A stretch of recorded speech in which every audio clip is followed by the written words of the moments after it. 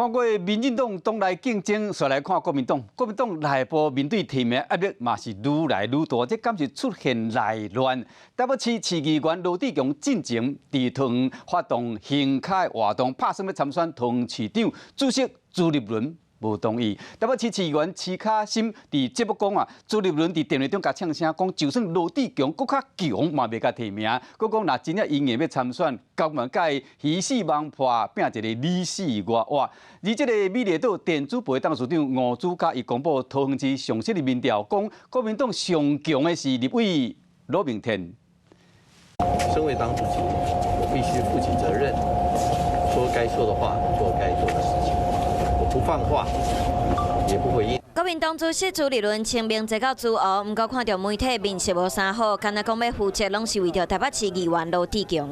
半暝2点的文章，罗志强讲家己真折磨，因为原本要参选桃园，却因为主席的电话取消。罗志强讲从来无迄种一定我袂用的想法，若是有更较好的人选，伊嘛会支持。不过共党的议员齐卡心要替伊讲话。我讲几个例子，比方说我就是要跟你鱼死网破哦，等一下，这句话是谁讲的？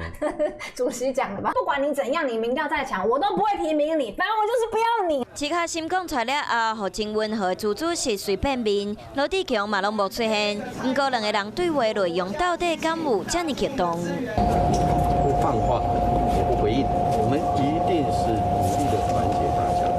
任何制造对立、制造纷争、制造困扰，对团结是没有帮助的。朱立伦一直讲，莫出来讲话，莫回应，爱大家团结，敢有其他意思？这次来桃园，朱立伦是立委万美玲，佮有李玉玲来陪伴。真拄好的是，进前就传出朱立伦想要爱李玉玲。不过，根据美丽岛电子报董事长吴子嘉讲，根据上新的民调，桃园上强的是罗明德，第2名是万美玲。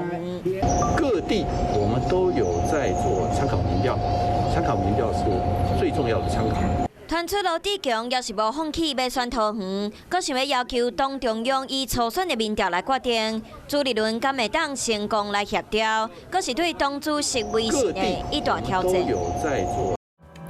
生生不息，宏观视野，我是申宏。想要看体育新闻，就要赶快看华视新闻，赶快按赞、分享、开启小铃铛哦。